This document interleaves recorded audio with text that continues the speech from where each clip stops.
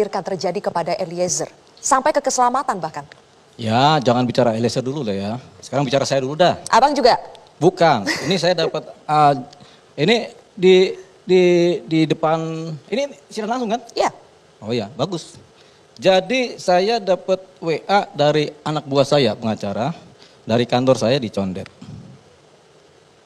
Surat pencabutan kuasa. Tapi ini surat pencabutan kuasa ini tulisannya diketik. Tentunya posisinya si Eliezer nggak mungkin mengetik. Orang dia tahanan. Diketik baru dia tanda tangan. Biasanya Eliezer ini suka nulis tangan. Ya kan, tapi dia diketik dan tanda tangan. Saya bacakan saja. Mana? Kamera mana kamera? Silakan. Kamera mana kamera? Ya. Oke. Saya bacakan saja. Surat pencabutan kuasa yang bertanda tangan di bawah ini saya. Ini saya santai ya. Saya baca ini tanpa tendensi apa-apa, tanpa posisi apa-apa, tanpa perasaan apa-apa. Biasa begitu kalau saya kalau ini ya. Surat pencabutan kuasa yang bertanda tangan di bawah ini saya. Nama Richard Eliezer Pudihang Lumiu. Tempat tanggal lahir Manado 14 Mei 1998. Jenis kelamin laki-laki. Agama Kristen Protestan. Sama seperti saya, Kristen Pantekosta. GPDI. Kewarganegaraan Indonesia. Pekerjaan Polri. Alamat Asrama Brimob Cikias, Kampung Kadu Kubur, Cikias Udik, Kabupaten Bogor, Jawa Barat. Dalam hal ini menerangkan bertindak sebagai diri sendiri, selanjutnya disebut sebagai pencabut kuasa. Dengan ini menerangkan bahwa terhitung tanggal 10 Agustus 2022 mencabut kuasa yang telah diberikan kepada Deolipa Yumara, sarjana hukum, sarjana psikologi,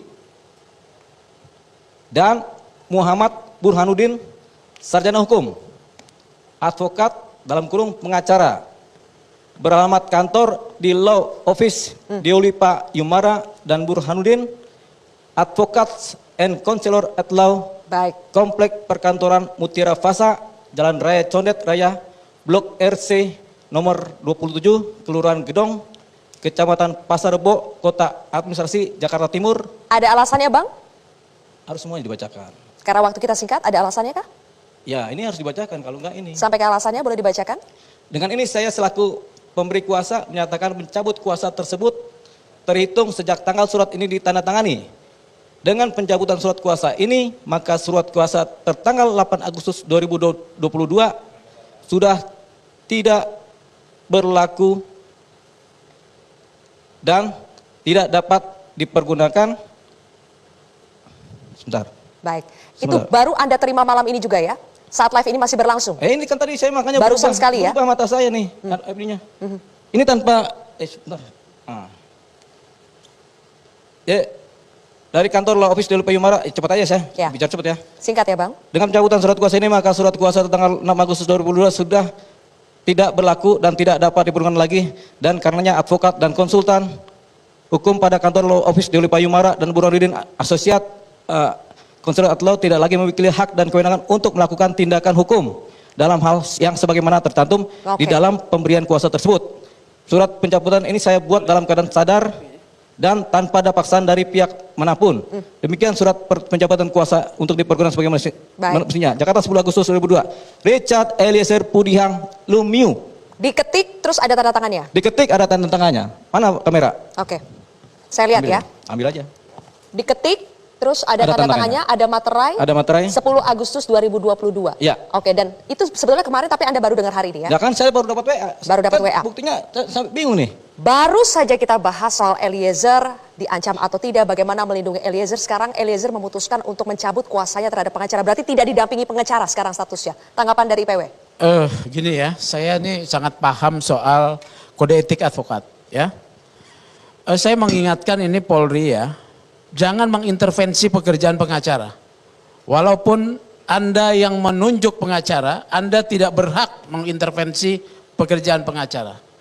Pengacara berhak menyampaikan satu pernyataan di depan publik untuk mempertahankan prinsip-prinsip hukum yang diperlukan. Ya, saya melihat terjadi konflik ketika pengacara menyampaikan sesuatu dan Kabareskrim mengkritik. Saya mau mengingatkan, Polri tidak di atas pengacara. Ya, pengacara berada apapun posisinya untuk membuat satu proses due proses ini menjadi lebih bertanggung jawab. Ya, jadi ini saya persoalkan ini. Ya, ini saya yakin bukan pencabutan dari Eliezer. Ya, ada intervensi dari penyidik. Saya minta bahwa ini diperiksa. Ya, Kapolri harus memeriksa proses pencabutan kuasa ini karena sudah didengungkan. Ini tidak main-main. Ini mengintervensi pekerjaan pengacara. Pengacara adalah penegak hukum yang tidak bisa diintervensi, tidak bisa diperpengaruhi. Ketika dia ditunjuk, maka ada hak istimewa yang terbentuk antara klien dan advokatnya. Baik. Ya, jadi itu saya mau sampaikan. Baik, Bang Kamarudin sebagai sesama pengacara, Anda melihat orang di samping Anda baru saja mengetahui kuasanya dicabut begitu saja dan tidak yakin bahwa itu dilakukan oleh Eliezer. Ini adalah keprihatinan, saya pernah mengalami ini 11 tahun yang lalu ketika saya membongkar Wisma Atlet, Hambalang, berujung ke Hambalang, IKTP, Alkes dan sebagainya. Ketika itu yang memberikan surat kuasa ke saya adalah suami artis Joy Tobing dan Mindoro Salina Mandulang, ada 2 kuasa waktu itu ya. Tetapi yang mencabut pengurus partai berkuasa.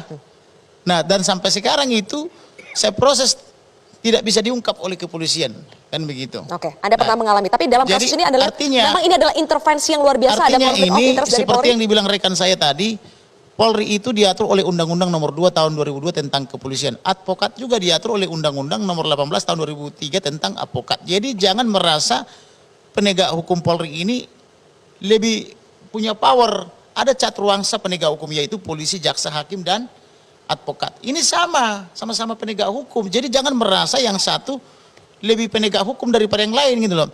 Jadi oleh karena itu, itulah sebabnya kenapa saya selalu meminta presiden, siapapun presiden Republik Indonesia saat ini, harus bertindak menyelamatkan Polri ini. Kasihan institusi Polri terus disandra.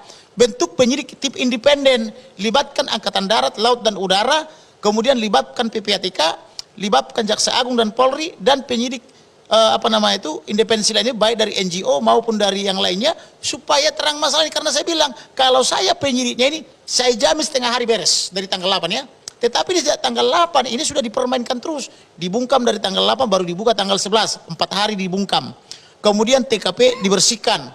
Kemudian tidak melibatkan inapis, tidak melibatkan ahli sidik jari, tidak melibatkan ahli uji balistik, tidak diukur sudut-sudutnya, tidak diamankan TKP. Padahal itu sudah pengetahuan universal bahwa kalau terjadi tindak pidana pembunuhan, langkah pertama adalah amankan TKP, pasang polis lain. Ini ada apa? Kemudian Kapolres harus melaporkan kepada Kapolda Metro Jaya selaku atasannya bahwa terjadi dugaan perkara besar, yaitu di rumah pejabat utama Mabes Polri. Kapolda wajib melaporkan kepada pimpinannya lagi. Kenapa bisa sampai begini? Berarti ada persekongkolan jahat, yaitu berdasarkan pasal 88 dan ada obstruction of justice, yaitu berdasarkan pasal 221 dan 23 ada penyebaran hoax. Penyebar hoaxnya itu adalah Karopenmas Polri bersama dengan Kompolnas dan yang lain-lainnya itu terlibat pula Komnas Perempuan mencitrakan bahwa Ibu Putri adalah korban. Yang dibilang rekan saya tadi 1M itu saya protes, bukan 1M, 5M. Saya lebih dulu saya dapat informasi itu. Maka kalau saya udah capkan sesuatu itu ada maknanya. Cuman termasuk juga senjata jilok itu senjatanya Brigadir Jenderal Polisi. Bukan Barada yang baru di situ dikatakan sebentar 1 detik lagi. Di situ dikatakan bahwa si Barada ini katanya pelatih Polri lah, sniper lah, segala macam hantu belau lah, itu bohong semua ini. Baik. Dengan segala